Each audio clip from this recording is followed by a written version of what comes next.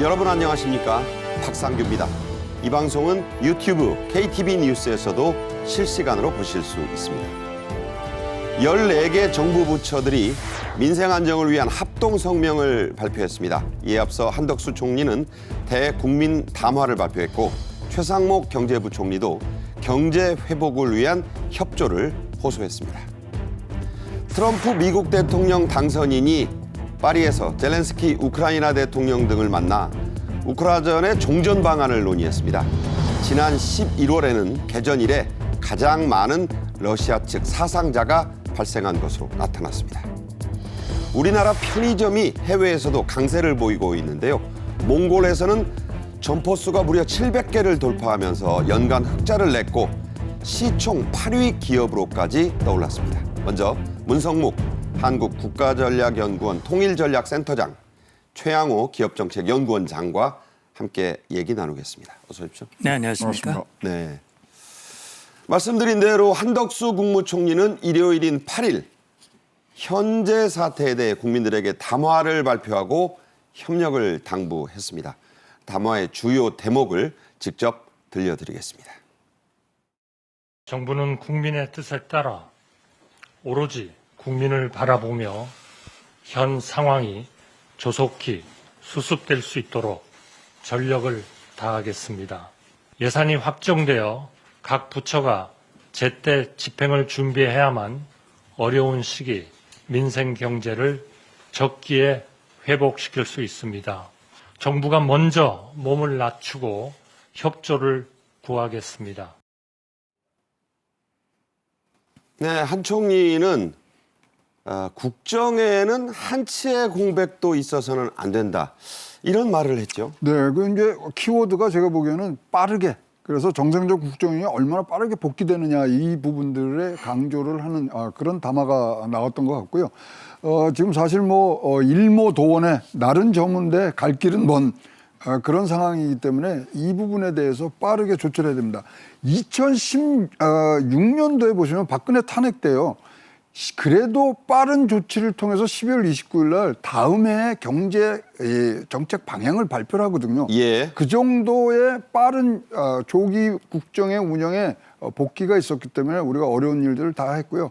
사실 지금 이 탄핵이나 계엄 국면이 오기 전에도 지금 전 세계의 경제는 굉장한 전환기를 맞고 있지 않습니까? 트럼프 2기가 나오고 앞으로 어떻게 이제 금리가 가고 달러가 가고 이런 부분들이 있는데 이 부분을 놓치면 진짜 우리 포브스에서 우리나라 전망을 어떻게 했냐면 일본이 잃어버린 10년의 문이 한국에도 열렸다 이렇게 나오거든요. 네. 그것을 닫으려면 지금 굉장히 스피드 있게 적기에 빠르게 전국 안정이 들어와야 되는 부분. 그러나 이 블랙홀을 맞이해서 지금 여야 간에 굉장히 협력이 필요한 그런 시기라고 보여집니다. 네. 한덕수 총리는 또 안보 태세를 굳건히 하고 한미일 협력, 한미 동맹을 다지는데, 유지하는데 집중할 방침이다. 이런 얘기도 했어요. 예, 국정의 공백을 말했습니다만 가장 중요한 것은 안보거든요. 아시다시피 북한 핵미사일 위협이 고도화되고 있고 특히 지금 일본이 먼저 리더십 교체가 있었고 트럼프 대통령 이제 취임을 앞두고 있습니다. 따라서 한 총리는 한미 동맹, 한미일 안보 협력을 굳건하게 해나가겠다. 이건 강건하게. 네. 이건 미국을 향한, 일본을 향한 메시지이기도 하거든요. 또 한 가지는 굳건한 안보 태세를 확립하겠다라고 하는 것은 북한 김정은으로 하여금 오판하지 마라. 확고하다라고 하는 것을 보여주고 우리 국민들에게도 안심하고 정부를 믿고 이 상황에 흔들리지 말고 대처해달라라고 하는 강고한 의지를 얘기를 했고 이런 안보 태세, 확고한 안보 태세는 국제사회에서 우리 대한민국의 신인도하고도 관련이 있는 거기 때문에 총리께서 이걸 강조하신 걸로 알고 있습니다. 퍼파로 인태사령관이 인터뷰를 해서 네. 북한의 특이 동향은 아직까지는 없다 이랬거든요. 네. 이 부분은 센터장님은 어떻게 보고 계십니까? 예, 그렇습니다. 지금 뭐 우리 합참에서도 예의주시하고 있거든요. 아직까지는 북한이 우리 정치 상황에 대해서 일체 언급하지 않고 있고 네. 또 도발과 관련된 움직임은 포착되지 않고 있습니다. 그러나 지금 상황 전개에 따라서 북한이 더욱더 상황을 악화시키기 위한 그런 도발 가능성이 있기 때문에 네. 거기에 대한 대비를 해야 될 것이고요. 한미동맹은 그 어느 때보다 철통과 같다라고 하는 것을 오스틴 국방장관도 얘기를 했습니다. 그 영어로 아이언클레드라는 그렇습니다. 표현을 예. 계속 쓰더군요. 그렇습니다. 그리고 뭐 미 국무부에서도 그런 얘기를 했고요. 정부 또 정치 상황과 관계없이 한미 동맹은 늘 강건했다라고 하는 것을 강조하고 있기 때문에 저는 거기에 기초해서 우리는 늘 소통하고 또 굳건하게 해나가야 된다고 생각합니다. 네. 경제사령탑이죠. 최상목 경제부총리는 오늘 국회도 방문한다는 계획을 발표했습니다만 어제 정부 합동성명을 냈어요. 14개 부처 장관들과 함께 경제를 최대한 안정적으로 관리해 나가겠다고 했습니다. 역시 직접 들어보겠습니다. 무엇보다도 대외 신인도가 중요합니다. 어떠한 상황이 오더라도 대외 신인도에 한치의 흔들림이 없도록 확고하게 지키겠습니다. 우리 경제 상황과 정부의 대응을 국제사회에 알려 이해를 높일 수 있도록 해외 투자자 국제사회와도 적극 소통하겠습니다.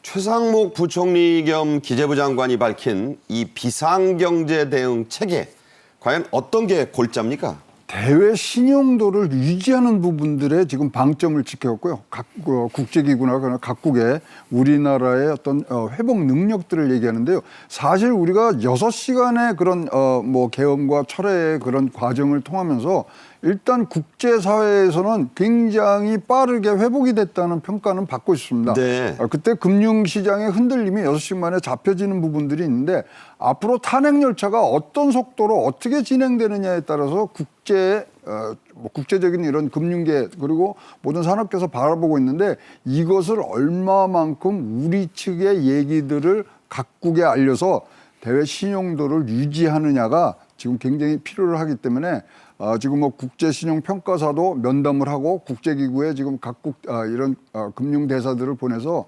안심시키고 우리는 이 방향으로 간다는 것을 확고히 전달하는 것이 이번 전체 비상경제대응체계의 주 안점이라고 보이고 있습니다. 자, 국제금융협력 대사.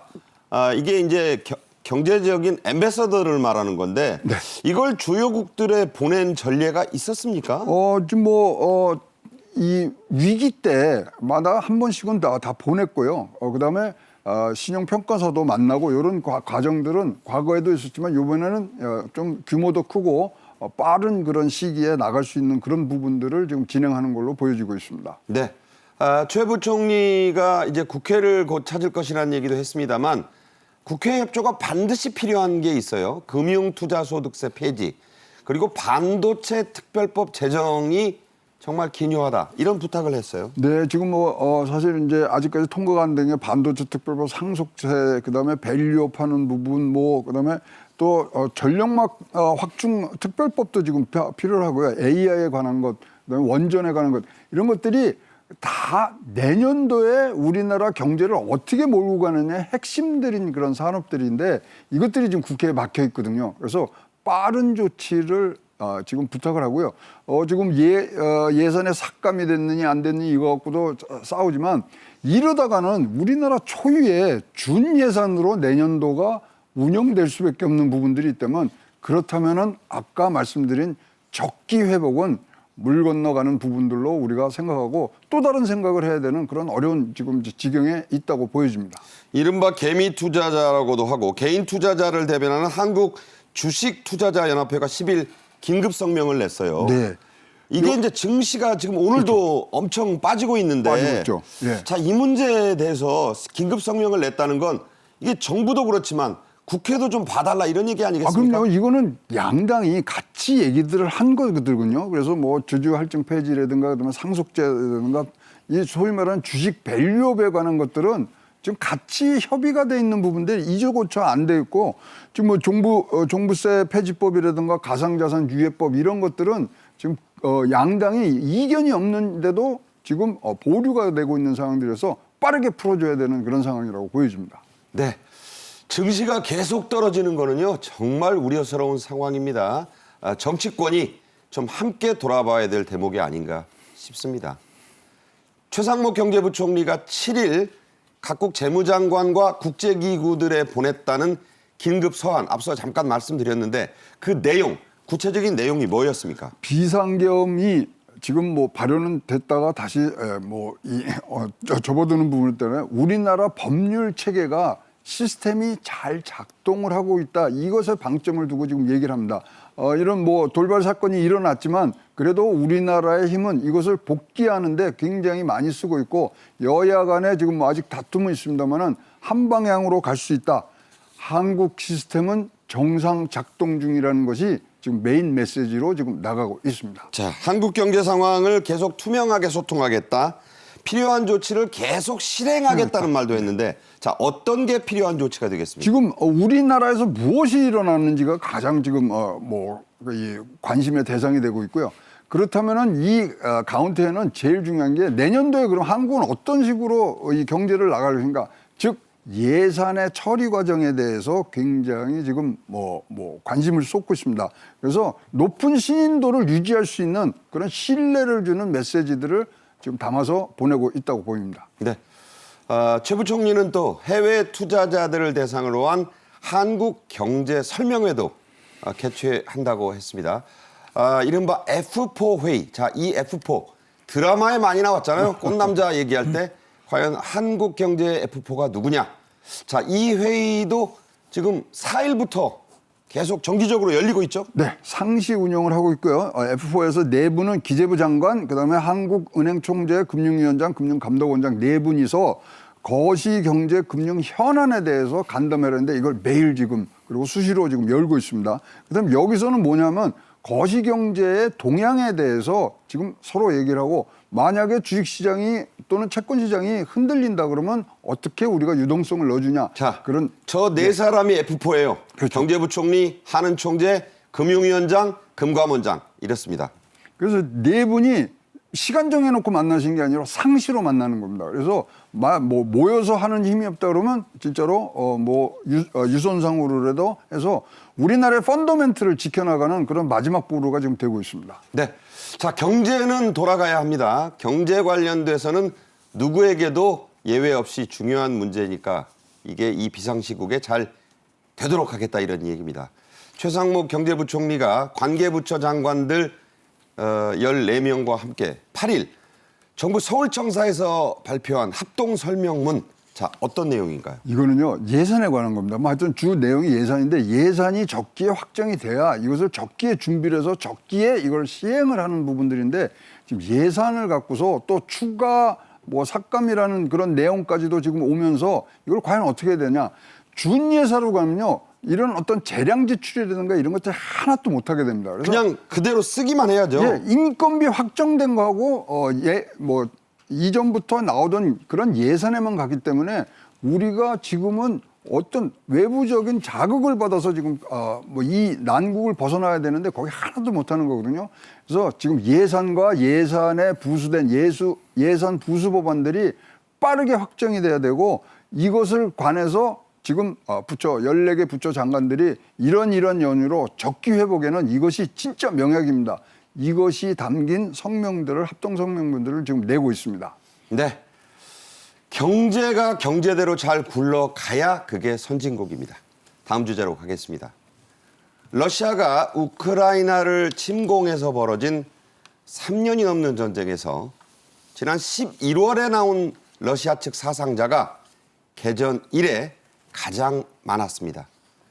이름도 끔찍한 이른바 분쇄기 전술의 그 대가라고 볼 수 있죠. 그렇습니다. 그러니까 이 대가라고 하는 것은 이제 푸틴을 얘기하는 건데 분쇄기 전술은 제대로 훈련받지도 못한 신병들을 전선에 투입을 해서 그냥 무차별 죽게 만드는 그 전술을 이제 이 분쇄기 전술이라고 그러는데. 자, BBC가 전한 영국 네. 국방부의 발표예요. 네.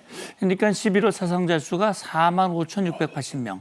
이게 3년 동안 가장 많은 월별 가장 많은 수치라는 얘기예요. 한 달 동안 저 숫자가 죽거나 다쳤어요. 예, 개전 이후 최다인데 그러니까 이게 결국 러시아군이 하루 평균 1,523명이 죽거나 다쳤다.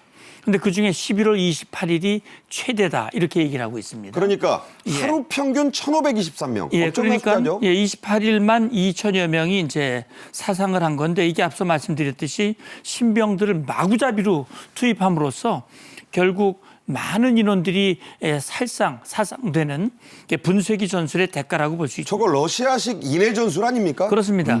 그러니까 이제 푸틴으로서는 겨울이 오기 전에 쿠르스크 지역에서 우크라이나군을 몰아내고 적어도 푸틴이 이긴 전쟁으로 만들겠다라고 하는 그런 강한 의지와 집념 때문에 이렇게 무분별하게 많은 젊은이들이 목숨을 잃게 만드는 거거든요. 그게 이제 여기 보면 러시아군이 9월에서 11월 가을 공세 동안 쿠르스크 땅에서 2,356 평방킬로미터를 빼앗았는데 그 가운데 2,800여 명이 사상자니까 1평방킬로미터당 53명이 살상됐다. 이렇게 볼 그러니까 수 있는 겁니다. 땅 1평방킬로미터 얻자고 예. 53명이 죽거나 다친 거예요. 그렇습니다. 네. 이 결국 분쇄기 전술이다. 이렇게 표현하는 것이죠. 네. 이런 전술을 장군 출신이시니까 예. 이게 21세기에 쓸 수 있는 겁니까? 이건 있어서도 안 되고 있을 수도 없는 겁니다. 이게 푸틴의 개인적인 욕심을 달성하기 위해서 러시아의 젊은이들을 그렇게 사지로 몰아넣는 것은 도저히 납득할 수 없는 그런 얘기죠. 네. 이 러시아의 마구잡이 신병 투입 얘기 좀 더 해보겠습니다. 푸틴 러시아 대통령이 요즘 신병 모집을 망설이고 있다고 합니다. 왜 그럴까? 물가가 지금 치솟고 있고 특히 군인 유족 보상금이 올라가기 때문이라고요? 예, 그렇습니다. 그러니까 이렇게 많은 인원들이 이제 죽거나 다치게 되면 결국 계속 보충을 해야 되지 않습니까? 결국 그러다 보니까는 북한 군인 10,000여 명이 지금 현장에 투입이 됐는데 지금 말씀하신 대로 영국 BBC가 보도한 바에 따르면 푸틴이 러시아 국내 상황을 고려해서 신병 모집을 꺼리고 있다. 이게 뭐냐면 물가가 지금 치솟고 있답니다. 저 러시아 국민들이 굉장히 어려움 가운데 처하고 있는데 물가가 오를 뿐만 아니라 병원마다 환자가 넘쳐나는 겁니다. 저렇게 한 달 사이에 45,000명 이상이 그렇죠. 오니까 환자가 넘쳐나고 그런데 이제 결국 신병을 그동안 모집하는 동안 더 유인책으로 유족 보상금을 무지 올렸어요. 네. 그게 얼마냐면 보상금이 러시아 돈으로 300만 루블, 우리 돈으로 환산하면 4,100만 원입니다. 사실 목숨값으로는 많다고 할 수 많지 없지만 않지만 러시아 상황으로 보면 네. 상당히 큰 돈이고 결국 인원이 많은 사상자가 늘어나게 되니까 결국 이게 물가 상승, 인플레이션의 원인이 되는 것이고 최근에 또 변화되는 상황이 시리아 내전이 격화되면서 결국은 그동안 러시아가 공을 들여서 지켜줬던 아사드 정권이 결국 무너져 버렸거든요. 알-아사드가 쫓겨났다면서요? 쫓겨났습니다. 네. 결국 이것이 러시아가 무리하게 치른 우크라이나 침략 전쟁의 대가다 이렇게 볼 수 있습니다. 네. 자, 이런 전황 변화가 지금 일어나고 있는 가운데 트럼프 미국 대통령 당선인이 프랑스 파리로 날아가서 행사에 참석했습니다. 여러분도 잘 아시는 노트르담, 우리들의 성모 대성당 재개관식에서 젤렌스키 우크라이나 대통령, 마크롱 프랑스 대통령과 만났습니다. 휴전 얘기가 당연히 좀 같다고 봐야죠. 그렇습니다. 이제 아마 마크롱 대통령이 중간에서 중재 역할을 한 것 같습니다. 그래서 만난 시간은 길지 않습니다만 이 자리에서 트럼프는 그런 얘기를 했습니다. 이 즉각적인 휴전이 이루어져야 된다. 협상이 시작돼야 된다라고 트럼프가 얘기를 했고 젤렌스키 대통령은 평화에 관한 이야기를 했고 정당한 방식으로 정치되기를 원한다. 자, 정당한 방식. 예. 이 정당한 방식이라고 하는 것은 적어도 영토 문제나 안전보장 문제가 해결돼야 된다는 얘기거든요. 트럼프는 이런 얘기를 하죠. 이제 푸틴을 향해서 그런 얘기를 했습니다. 지금 여기서 젤렌스키는 협상을 통해서 광기를 멈추고 싶어 한다. 이건 우크라이나 국민의 마음도 같이 들어 있습니다. 그러면서 트럼프는 이제 푸틴과의 관계, 푸틴을 내가 잘 알고 있는데 그것도 이제 퍼스트 네임을 부른 거예요. 그렇습니다. 블라디미르를 잘한다. 그렇죠. 잘한다. 이 친분을 얘기를 했는데 그러면서 그가 행동할 때다. 이건 푸틴을 향한 압력이거든요. 협상을 개시해라. 그러면서 중국을 언급을 했습니다. 중국이 이 상황을 도울 수 있다. 이게 뭐냐면 세계가 기다리고 있다. 시진핑의 역할을 기다린다. 그러니까 시진핑도 도와라 이런 얘기죠. 시진핑도 푸틴을 설득을 해서 네. 휴전 협상에 나오도록 만들어라 이런 얘기인데 사실 짧은 시간이지만 결국 젤렌스키가 언급한 것은 정의로운 평화를 논의했다 그랬고 계속 협력하고 소통하기로 합의했다. 그러면서 이제 트럼프 당선인이 강조했던 힘을 통한 평화는 가능하다. 네. 다시 말하면 미국이 강한 힘으로 푸틴에게 압력을 행사해서 정당한 휴전이 될 수 있도록 도와달라 이런 뜻으로 해석이 됩니다. 주목이 되는 만남이 있었습니다. 마크롱 프랑스 대통령의 주선으로 이 회동이 이루어진 파리 노트르담 대성당 재개관식은 트럼프 당선인의 최초의 해외 일정이었습니다. 그 모습 함께 보시죠.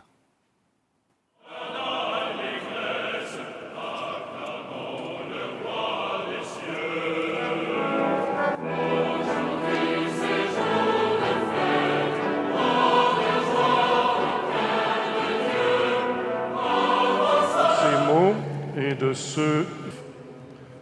votre décision immédiate jusqu'à cet anniversaire.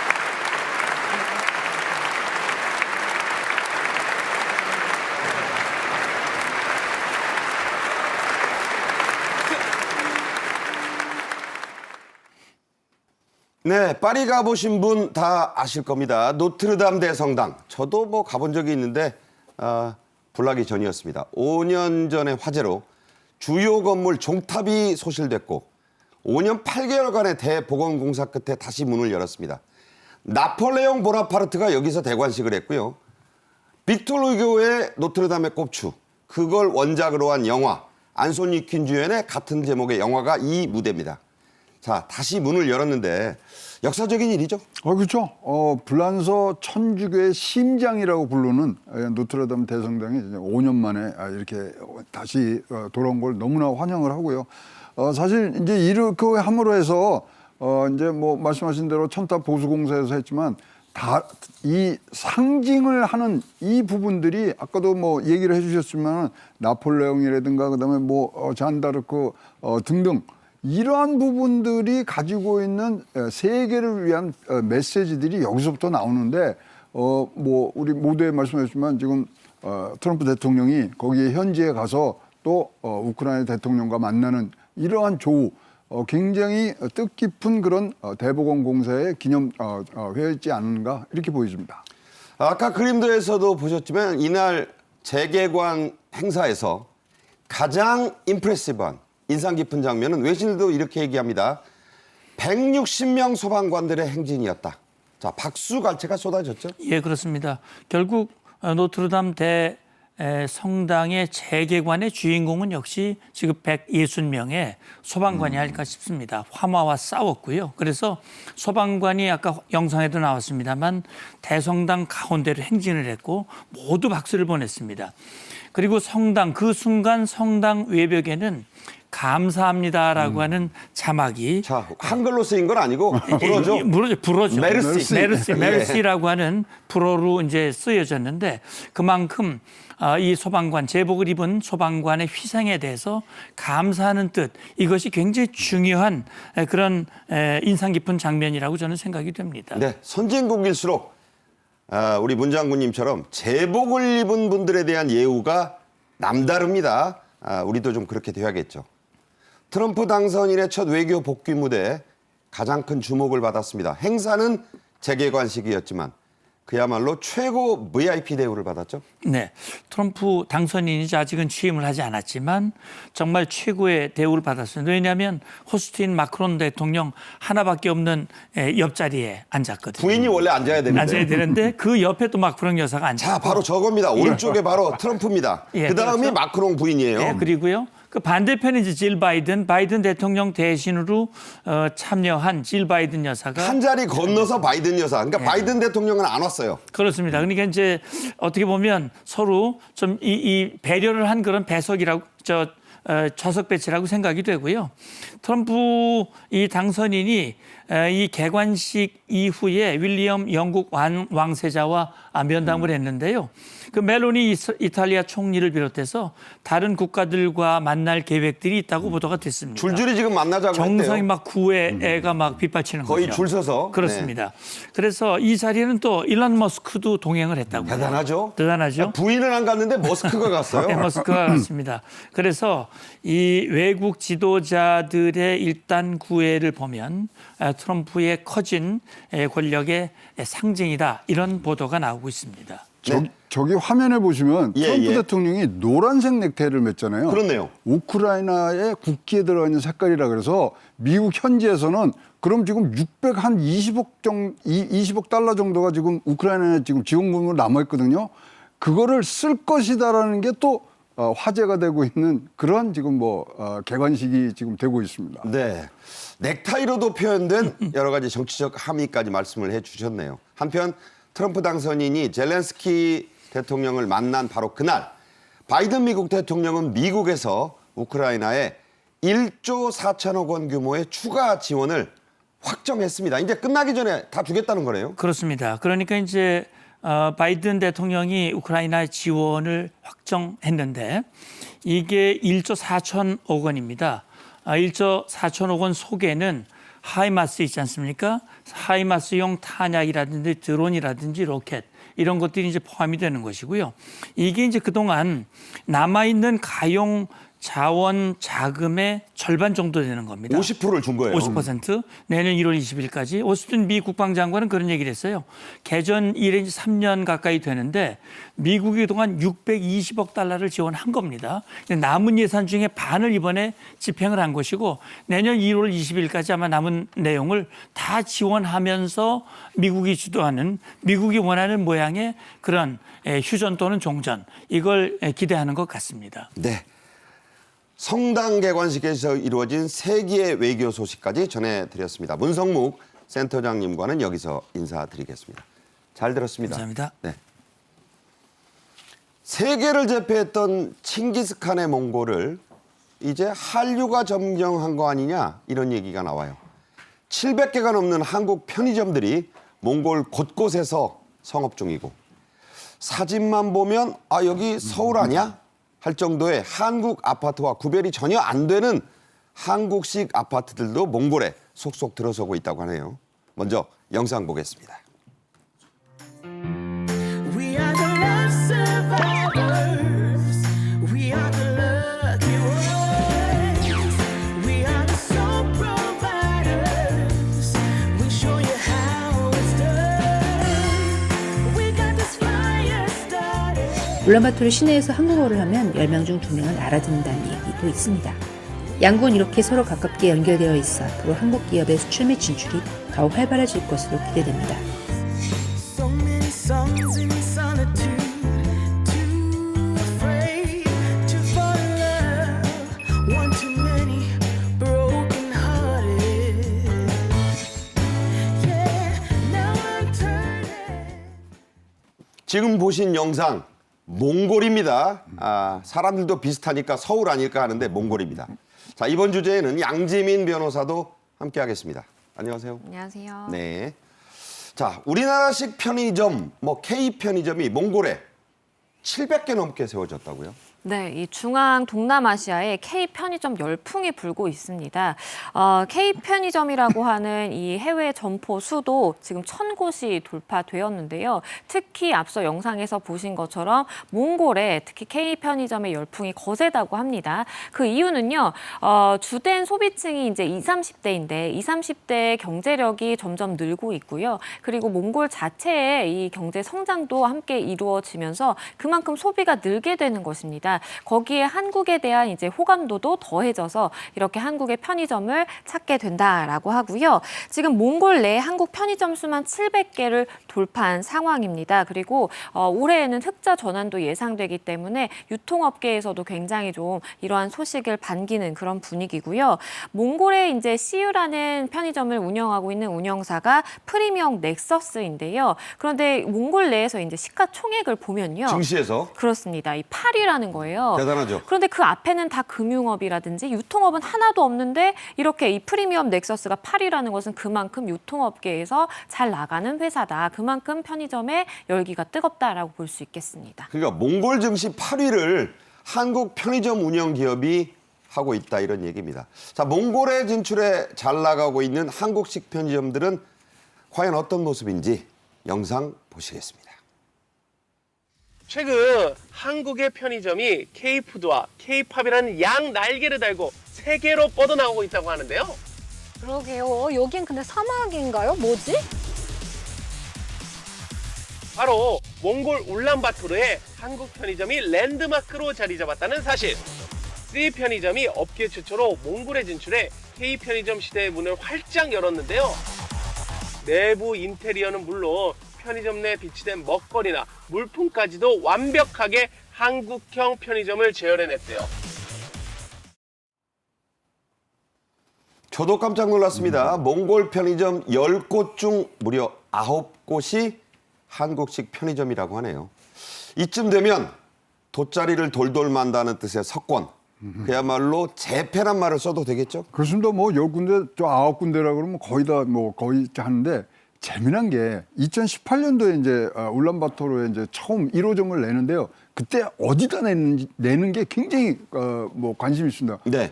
5성 호텔 이 1층에다가 냅니다. 아, 5성급 호텔 1층. 네, 5성급 밑에 1층에서 내고서 거기서부터 히트를 치기 시작하는데 몽고 잘 아시겠지만 인구 반 이상이 35세 미만이고요. 그다음에 인구의 반 이상이 울란바토르에 사니까. 그러니까요. 그래서 이 점포 하나 여는 때마다 이것이 화제가 됐거든요. 그러다 보니까 이제 편의점은 결국은 우리 한국 편의점이 몽고에서는 뭐 다른 데가 들어올 수 없는 그런 부분들로 가면서 현지화와 그다음에 한국화를 같이 삼는데 더욱 여기서 재미난 거는 여기에는 화장실이 하나씩 깨끗한 화장실이 하나씩 들어가 있는 거예요. 공공 화장실. 공공 화장실. 그러니까 편의점 안 가도 쓰는 화장실. 그렇죠. 가서 이런 것들이 모든 것이 뭐 해결될 수 있는 부분들 그리고 이 우리가 생각하는 편의점이 아니라 굉장히 고급적인 인상을 갖고 지금 진출해 있는 것이 한국 편의점이 있는 몽골하고 보여집니다. 우리말을 몽골말로 쓴 연세 우유 크림빵을 팔고 있다고 합니다, 여러분. 한국 편의점뿐이 아닙니다. 한국식 식당, 아파트까지 생기면서 인구의 반이 넘게 산다는 이 수도 울란바토르가 어디 음식점 이름 같죠? 몽탄 신도시다 이렇게 불린다고요? 그렇죠. 그러니까 동탄 신도시와 구분이 안 갈 정도로 굉장히 유사하다라고 해서 일명 몽탄 신도시 같다라고 사람들이 부르는 것입니다. 그도 그럴 수밖에 없는 것이요. 코트라에 따르면 지금 울란바토르의 한국 건설사가 지은 아파트가 10곳이 넘는다라고 저게 합니다. 몽고예요. 한국 아닙니다. 경기도 아니에요. 그렇습니다. 근데 우리나라의 사실 신도시 아파트들도 저런 비슷한 모양으로 많이 지어지는데 몽골 울란바토르에서 저렇게 비슷한 모양의 아파트도 있고 거기에 한국의 편의점도 있고 그리고 조금 지나다니다 보면요. 저 뚜레쥬르도 있잖아요. 그렇죠. 한국 브랜드들이 많이 들어가서 실제 거기서 많이 운영을 하다 보니까 한국인들이 가면 마치 이거 서울에 와 있는 것 같다. 동탄에 와 있는 것 같다라고도 이야기하고요. 그리고 떡볶이라든지 닭강정 이러한 음식들도 굉장히 인기가 많기 때문에 사실상 제육볶음이라든지 아니면 어묵탕을 이렇게 술 한 잔과 깃들이면서 이렇게 그 인기 있는 한국 식당에서 음식을 즐기는 그런 몽골 사람들도 쉽게 찾아볼 수 있다고 합니다.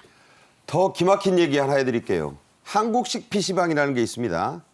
PC방에서 라면, 컵밥까지 먹고 원하면 오뎅도 줘요. 자, 이런 게 몽골에 있다고 합니다. 이걸 기안84라고 하는 원래는 만화 그리던 친구인데 지금은 방송인으로 더 유명하죠. 몽골에서 아주 흠뻑 빠졌다고 해요. 네, 이 여행을 가서 이 PC방을 찾는 장면이 나온 겁니다. 그런데 그 영상을 본 사람들의 반응이요, 완전히 한국과 똑같다라는 것이었어요. 한국 편의점이나 사실 이제 PC방 특히 게임을 즐기면서 이렇게 맛있는 음식도 먹고 그러면서 장시간을 보내는데도 굉장히 편안한 그러한 의자도 갖추어져 있고 이런 것이 사실 한국 PC방의 인상인데 기안84가 직접 가서 그러한 것을 다 체험을 하면서 여기 정말 한국 같다라고 이야기를 하기도 하고요. 그리고 한국풍의 이 노래방도 굉장히 인기가 많다라고 합니다. 네. 그리고 1996년에 이 서울 거리라고 해서 조성된 거리가 있어요. 28년 전에 벌써. 그렇죠. 네. 그때 이제 조성된 거리에는 한국 브랜드들도 많이 들어가 있고 저런 노래방이나 이제 PC방도 있는데 특히나 인기가 많아서요. 울란바토르에서 유동 인구가 가장 많은 곳이자 최고의 번화가로 꼽히는 곳이라고 합니다. 네. 또 놀라운 사실 하나 더 말씀드릴게요. 몽골의 한류 열풍은 K-드라마와 함께 수십 년 전부터 불기 시작했습니다. 몽골 인구 얼마 안 됩니다. 그런데 거의 10%가 여행이든 연수든 취업이든 한국에 다녀갔다는 거 아닙니까? 내년이요. 한국과 몽골의 수교 35주년입니다. 몽골은 어떤 나라냐면요. 북한이 제일 먼저 수교를 튼 게 소련이고요. 그다음에 두 번째로 했던 나라예요. 그 나라가 우리나라가 35년 전에 한 다음에 지금 우리나라의 이 신도시와 같은 모습들이 지금 나오고 있는 데가 몽골이고요. 1998년도 잘 아시는 모래시계 네. 대히트를 칩니다. 나 그다음에 떨고 있니 그거 말이죠. 예, 네. 그렇죠. 그다음에 여러분 잘 아시는 뭐 대장금이라든가 그다음에 최근에는 뭐 아내의 유혹까지 계속 K-드라마가 저변을 확대하면서 여기에 문화적으로 갔고요. 더욱더 놀란 거는 이 나라가 쓰고 있는 통계의 기법이 우리나라에서 가르쳐 준 겁니다. 그렇군요. 완전히 우리 수출한 거죠. 그다음에 여기에 도로명과 도로 지번을 쓰는 데가도 한국에서 수출한 겁니다. 그래서 아주 국가 속속들이 들어가 있는 게 지금 한류 K-문화라고 보여집니다. 몽골 사람들은 한국을 무지개라고 부릅니다. 몽골어로 우리 한국의 이름이 솔롱고스, 솔롱고스. 무지개입니다. 몽골인들 눈에 우리 한국은 무지개의 나라로 비쳤다는 얘기죠. 한국 호감도가 높아진 데는 나무 심기 사업이 큰 영향을 미쳤다고요?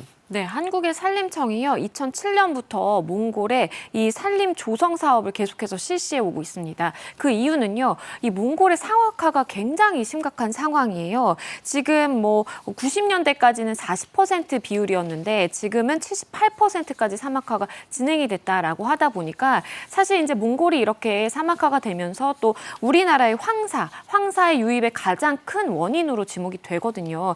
그렇기 때문에 사실상의 우리 기후라든지 아니면 황사를 막기 위해서도 이런 산림 사막화를 막는 작업이 있었는데 이걸로 인해서 굉장히 좀 호감도가 높아졌다고 합니다. 네. 자, 우리 정부와 이 기업들이 함께 나무 심기로 몽골의 척박한 사막을 푸르게 만든 장면 영상으로 보겠습니다. 한몽 그린벨트 조림 사업은 몽골의 급속한 사막화를 방지하기 위하여 대한민국 산림청과 몽골 환경관광부가 무려 10년이란 시간 동안 진행한 사업입니다. 그리고 무려 10년이란 시간 동안 나무를 심습니다. 그 누구도 할 수 없는 일이었습니다. 그리고 마침내 사막의 땅 몽골에 3천여 헥타르의 거대한 숲이 탄생합니다.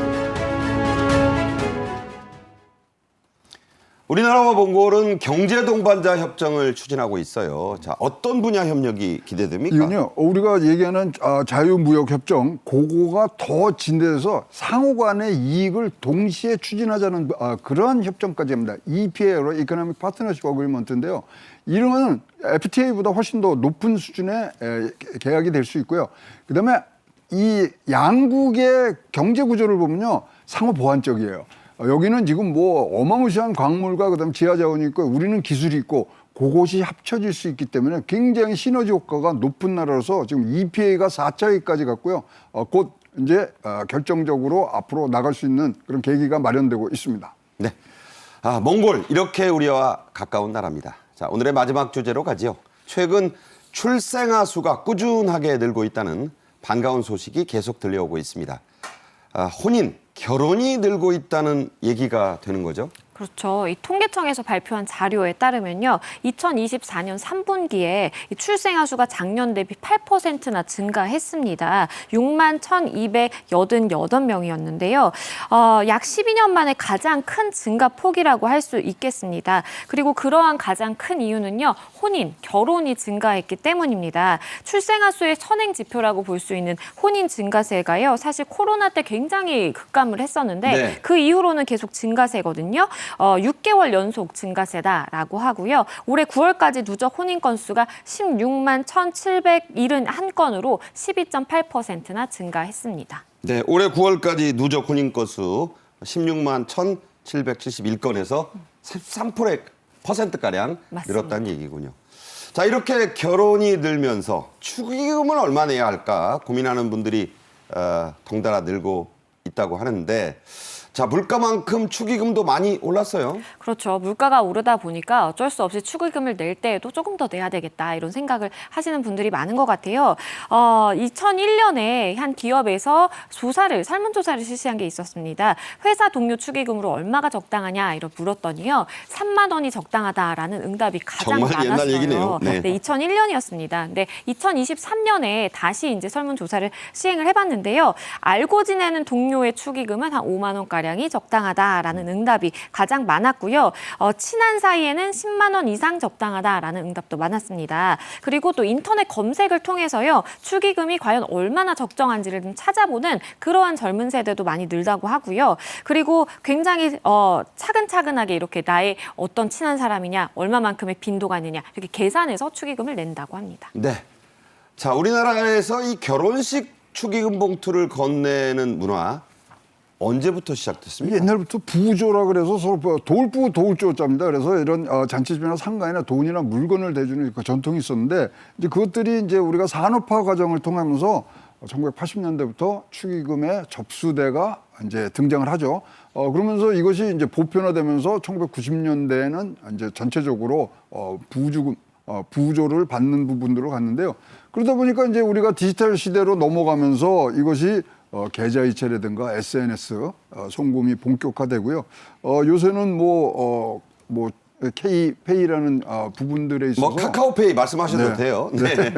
5년새 360%입니다. 그러면 요새는 청첩장에 여기 이쪽으로 축의금은 보내십시오. 이런 안내까지 나오는 걸 봐서 굉장히 디지털화되고 있는 부분들이고요. 키오스크도 나왔어요. 예, 다 나왔고요. 거기 하고 또 뭐 봉투로 우리는 가서 하고 인사드리는 부분보다는 더 간편하게 이것들을 많이 선호하시는 분들이 있고, 참석을 못하더라도 또 이런 축하의 그런 뜻을 보내는데 굉장히 지금 도움이 되고 있다고 보여집니다. 네. 자, 요즘 젊은 분들이 꼭 아니더라도 축의금 액수를 그냥 대충 하는 게 아니라고 합니다.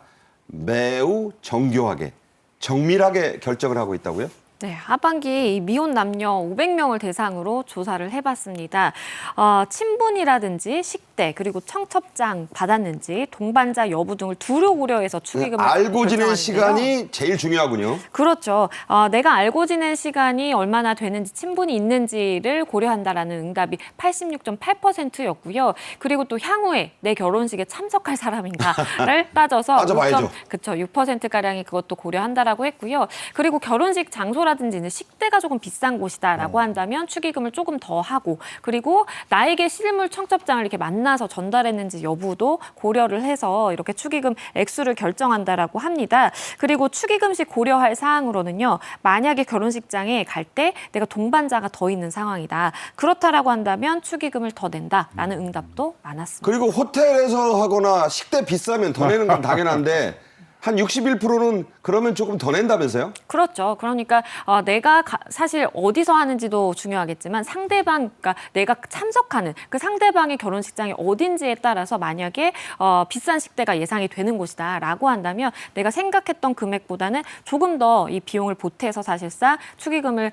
낸다라는 응답이 많은 것이고요. 반대로 또 나에게 오지 않을 사람이다라고 한다면 그것까지 고려가 돼서 조금 액수를 조정한다라든지 이런 경우가 있을 수 있겠습니다. 동반자 있으면 더 내는 분이 76%. 송금만 하고 안 가주는 게 도와주는 거야. 이런 분들도 있다고 하니까 축의금 문화 참 많이 바뀌었다는 생각이 듭니다. 국수 한 그릇으로 때우던 축의금은 옛날 얘기입니다. 최근 김영란법의 한도가 올라가기도 했는데 이게 축의금 문화에는 영향이 없을까요? 네, 식사비가 3만 원에서 5만 원 올랐죠. 근데 이 김영란법에서 얘기하고 있는 거는 직무에 관련된 경조사입니다. 그러니까 지금 뭐 10만 원을 내시더라도 직무하고 관련이 없으시면은 그거는 뭐 대상이 안 되시고요. 특히 적용 대상이 공직자, 언론인 그리고 사립학교 교사들이기 때문에 뭐 다들 잘 아시고 있으실 겁니다. 자기의 정성을 담아서 내시면 될 것 같고요. 직무 관련에 대해서는 여러분들 좀 조심을 하셔야 될 것 같습니다. 자, 직무가 무관한 친구나 가족 행사에는 법 적용 안 되니까 많이 내주시죠. 네, 많이 내셔도 돼요. 네. 또 돈이 때로는 성의의 표시이기도 합니다. 네. 최영호 원장, 양재민 변호사와 함께 말씀 나눴습니다. 잘 들었습니다. 고맙습니다. 네, 지금까지 정책앤 이슈 전해드렸습니다. 시청해 주신 여러분 감사합니다.